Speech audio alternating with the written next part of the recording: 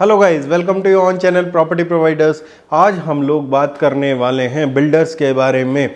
क्या builders back foot पे जा चुके हैं या बिल्डर्स अभी भी एग्रेसिव होके अपना गेम प्ले कर रहे हैं? गुड़गांव रियल एस्टेट में बिल्डर्स के साथ साथ में न्यू लॉन्चेस और पुराने कुछ लॉन्चेस की बात करेंगे हम लोग, और आने वाले टाइम पे बात करेंगे क्या आने वाला टाइम कैसे होने वाला है क्लाइंट जो परचेज करने वाले हैं उनके लिए, साथ साथ बिल्डर्स के लिए जो की स्ट्रेटजी है वो क्या बना रहे हैं, आने वाले टाइम में क्या स्ट्रेटजी रहेगी और अभी क्या चल रही है। तो सारी एकदम से तरीके से बात करेंगे, समझने वाले समझे चीज़ों को, ठीक है। क्रिटिसाइज करने वाले क्रिटिसाइज करते रहें, बट मैं कोशिश करता रहूँगा क्या जो वीडियोज़ हैं वो आपके हित में बने और साथ साथ में चीज़ों में क्लैरिटी के साथ आप लोग फर्दर प्रोसीड कर सके अपनी डीलिंग्स के लिए। तो अभी जो करंट सिचुएशंस हैं, करंट सिचुएशंस में बिल्डर के साथ और क्लाइंट की इक्वेशन थोड़ी सी बदलती हुई दिखाई दी है कुछ लॉन्चेस में। अगर हम लोग लॉन्चेस की बात करें तो करीबन पीछे 8 से 10 लॉन्चेस ऐसे गए हैं जिसमें हमेशा की तरह फुली सोल्ड आउट या सोल्ड आउट का बोर्ड नहीं लगता हुआ दिखाई दिया है। उसके पीछे काफ़ी रीजंस है जो कि मैं आप लोगों के साथ आज शेयर करने वाला हूँ। मैं बहुत दिनों से सोच रहा था बैठ के आप लोगों के साथ शेयर करूँ, तो आज वो दिन मेरे को फ्री हुआ हूँ, तो मैं आज ही आप लोगों के साथ शेयर करना चाहता हूँ। सबसे पहली बात, अब जो चीज़ें हैं वो पूरी सोल्ड आउट ना होने का कारण है क्या, रेट 2 से 3 बार रिवाइज हो चुका है सारी चीज़ों का, तो जो डाइजेशन है रेट का वो बहुत ज़्यादा डाइजेस्ट नहीं कर पा रहा है बायर। अगर सपोज़ किसी चीज़ का रेट 12,000 रुपये पर स्क्वायर फीट था तो आज वो पहुँचते पहुँचते 15,000 रुपये पर स्क्वायर फीट तक पहुँच चुका है। तो इसकी वजह से जो क्लाइंट 12,000 रुपये लेने निकले थे उन्होंने 12 पे नहीं लिया, 13 पे नहीं लिया, 14 पे नहीं लिया, तो 15,000 उनको हजम होना बड़ा मुश्किल है, डाइजेस्ट नहीं हो पा रहा है, डाइजेस्टिव रेट नहीं हो रहा उनके लिए। दूसरी चीज़, आज भी प्रोजेक्ट करीबन कोई भी लॉन्च होता है तो 60 to 70% सोल्ड आउट हो जाता है। अगर प्री लॉन्च में देख के तो 60 to 70% हो रहा है, सोल्ड आउट हो रहा है। उसके पीछे रीजंस क्या है? उसके पीछे सबसे बड़ा रीज़न तो ये है क्या, जो एंड यूज़र है, एंड यूज़र टाइम नहीं देखता। एंड यूज़र कहता है कि भाई मेरे 3-4 साल में पेमेंट आनी है, मुझे दिस बिल्डर, ये इस नाम का बिल्डर मेरे को समझ आता है, इसने ये काम किया हुआ है, इसके साथ मेरा क्लैरिटी ऑफ थॉट अच्छा जाता है, या मैंने इस पहले जो ये बिल्डर है थोड़ा सा एक्स अमाउंट कम वो है एक्सपीरियंस है, बट मैंने इसके साथ पहले पैसा कमाया हुआ, मैं इसके साथ जाऊंगा।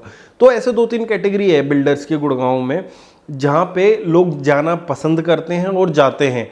साथ में जो ये वाली कैटेगरी है जो कि अभी देखने निकले हैं उनमें से भी कुछ परसेंट कन्वर्ट होते हैं बिल्डर के पास जाके, तो 60 to 70% तो बिल्डर का प्रोजेक्ट सोल्ड आउट हो जाता है। इसमें भी बहुत से लोग तर्क लगाते हैं क्या मार्केट डूबगी, मार्केट क्रैश होगी। अगर किसी बिल्डर ने अपना कोई भी प्रोडक्ट लॉन्च किया है और उसमें आप ये लगा के चलो वो उसने जो रेवेन्यू अपना लगाया है वो 4 साल के हिसाब से लगाया है, वो प्रोजेक्ट 3 से 4 साल में बिकना है, बट उसका जिसका प्रोजेक्ट जो पहले तो 15 मिनट में, 1 घंटे में, 4 घंटों में बिक जाता था, 2 दिन में बिक जाता था, अब वो बिकने में 60-70% तो अभी बिक गया, पर 30% माल बिकने में टाइम लग रहा है। तो उसमें भी बिल्डर की कोई हार नहीं है, ठीक है। हाँ, अब आप लोगों को कुछ बेंड होता हुआ बिल्डर दिखाई देगा, जैसे कि पेमेंट प्लान के मामलों में कुछ बिल्डर्स आप लोगों के लिए लुक्रेटिव पेमेंट प्लान लाएंगे। पहले 60 to 70% जिनका अपने फ्लैट्स बेच चुके होंगे वो जाएंगे, फिर उसके बाद अपना जो नया पेमेंट प्लान होगा उसके साथ आप लोगों के सामने आएंगे। कुछ बिल्डर्स आप लोगों को और अच्छे दिखाई देंगे पेमेंट प्लान के मामले में। कौन से बिल्डर हैं वो? जैसे कि कोई भी अगर सुपर स्ट्रक्चर पे पहुंच गया है तो 30-70 का, 50-50 का पेमेंट प्लान दे सकता है, क्योंकि उसके पास एक मार्जिन ऑफ टाइम है, ठीक है, जिसमें वो प्ले कर सकता है। जैसे पहले की इन्वेंट्री थी, पहले उसने यहाँ तक तो बना के खड़ा कर ही दिया प्रोजेक्ट, अब कोई कैंसिलेशन में यूनिट आ रही है, कैसे भी यूनिट आ रही है, 50-50 30-70 में आपको देगा तो आप लोगों को ग्रैब करनी चाहिए, आपको प्रोजेक्ट सेग्रीगेट करके वो चीज़ें ग्रैब करनी चाहिए। इस टाइप के पेमेंट प्लान भी मार्केट में आप लोगों को बहुत दिखाई देंगे।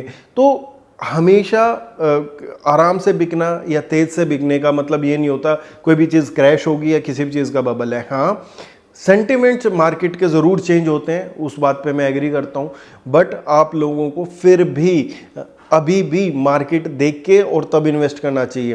प्राइस आप लोगों की जेब में आते हैं, आप उस प्रोजेक्ट में जाएं। आज की डेट में 2 करोड़ में भी प्रोडक्ट है, 1.5 करोड़ में भी प्रोडक्ट है, 2 करोड़ में भी है, 2.5 में भी है, 3.5 में भी है। वो आप लोगों का नज़रिया है। अब आप स्पेसिफिक कहोगे कि 4 करोड़ वाली लोकेशन में मेरे को 1.5 करोड़ का फ्लैट मिल जाए, this is not possible for you and all other buyers. But हाँ, ये ज़रूर हो सकता है क्या आप लोगों को कहीं ना कहीं मैचिंग डील्स मिल जाएं, चाहे वो सोना हो, चाहे वो न्यू गुड़गांव हो, चाहे वो द्वारका एक्सप्रेसवे हो, चाहे वो गोल्फ कोर्स एक्सटेंशन रोड हो। काफ़ी जो न्यू लॉन्च है उसमें अच्छा भी देखने को मिलता है। काफ़ी न्यू लॉन्चेस में 70% माल बिकता है, काफ़ी में 65 मिलता है और काफ़ी में 80% बिक जाता है। तो उसके काफ़ी रीजंस मैंने आप लोगों को बताए। जैसा कि पहला रीज़न मैंने आप लोगों को ये बताया, क्या रेट डाइजेस्ट नहीं हो पा रहा था, ठीक है। दूसरा रीज़न, हर एक बिल्डर CLP पेमेंट प्लान पे लेके आ रहा था। पहले DLF लेके आता था, सिग्नेचर लेके आता था। अब आप देखेंगे तो 80 to 90% बिल्डर CLP पे लेके आ रहा है, जो अपने प्रोजेक्ट लेके आ रहा है। और उसके लिए ठीक भी है, क्योंकि जब वो CLP पे लेके आएगा, जब आप उसे पैसा दोगे तभी तो वो बनाएगा। अगर हर एक बिल्डर 2080 पे बेचने लगा, इन्वेस्टर पेमेंट प्लान बनाने लगा, तो एंड यूज़र कहाँ जाएंगे। अगर 20% सबका पैसा लेके रख लिया उसने, ठीक है, और वो नहीं बना पाया प्रोजेक्ट, कहाँ से बनाएगा जब उसके पास कॉस्ट रिकवर नहीं होगी, कंस्ट्रक्शन कॉस्ट नहीं होगी। अगर उसके पास कंस्ट्रक्शन कॉस्ट नहीं होगी तो जब बना के नहीं दे सकता तो उसको कोई फंडिंग भी मिलना बड़ा मुश्किल हो जाएगा। क्यों आज कुछ प्रोजेक्ट्स में गुड़गांव में प्रॉब्लम क्या आ रही है, क्या उसके नेट वर्थ पॉजिटिव नहीं है। जैसे अभी आप लोग देखेंगे फंडिंग से कुछ प्रोजेक्ट बन रहे हैं, ठीक। कुछ प्रोजेक्ट क्यों नहीं बन पा रहे फंडिंग से, क्योंकि वो बिल्डर बेच चुका उल्टा सीधे पेमेंट प्लान पे, ठीक है। उसके नेटवर्थ पॉजिटिव नहीं है। अगर कोई फंडिंग पैसा भी लगाता है उसमें, तो उसकी कॉस्ट कैसे रिकवर होगी, कोई बेचेगा जब भी तो रिकवर होगी। तो CLP पेमेंट भी एक तरीके से अच्छा है। बट जहाँ पे कंस्ट्रक्शन बीच में पहुँच चुकी है, वहाँ 50-50, 30-70, 20-80 इस टाइप के पेमेंट प्लान आपको मिलेंगे आने वाले फ्यूचर में भी। और अब भी 1-2 प्रोजेक्ट्स में 30-70 चल रहा है पेमेंट प्लान। तो आप लोगों को उस हिसाब से देखना है। तो मैंने 2 चीज़ें आप लोगों को बताई, दोनों चीज़ें आप लोगों को ध्यान रखनी है, ठीक है। अपने प्रोजेक्ट्स में नज़र बना के रखनी है, क्या मेरा कौन सा प्रोजेक्ट है, कौन सा प्रोजेक्ट नहीं है।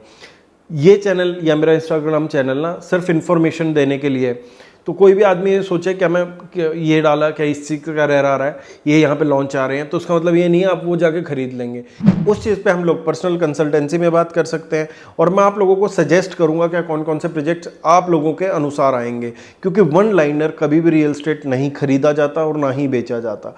साथ साथ में अब आपको बिल्डर्स की कुछ चीज़ें और भी दिखाई देंगी, जैसे कि अभी Stilt+4 पे रोक लगी है, कुछ दिन के लिए स्टे आया है दोबारा से कोर्ट के तरफ से। उस मामले में भी बिल्डर्स जो दीनदयाल के फ्लोर आ रहे थे वो थोड़ा सा बैकफुट पे दिखाई देंगे आप लोगों को, क्योंकि जब तक ये स्टे हट नहीं जाता, जब तक उनका लाइसेंस अप्लाई नहीं होंगे, तो इस मामले में भी कुछ महारथी कमेंट करते रहते हैं। बोलना है क्या जी ये तो गवर्नमेंट सिर्फ बिल्डर्स के लिए लाई थी, ये तो उसके लिए लाई थी।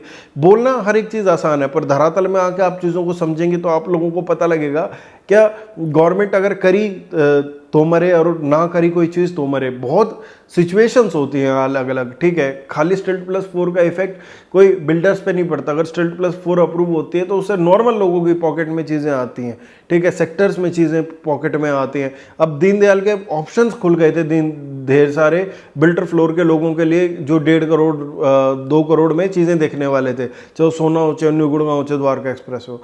तो हर एक चीज़ का कोरिलेट करके आप लोगों को देखना है रियल एस्टेट में। बाकी गुड़गांव रियल एस्टेट से ऐसी ही जुड़ी कुछ अपनी पर्सनल एक्सपीरियंसेस मैं शेयर करता हूँ, उसके लिए आप चैनल को सब्सक्राइब करें। मिलते रहेंगे अगले वीडियोस पे। धन्यवाद।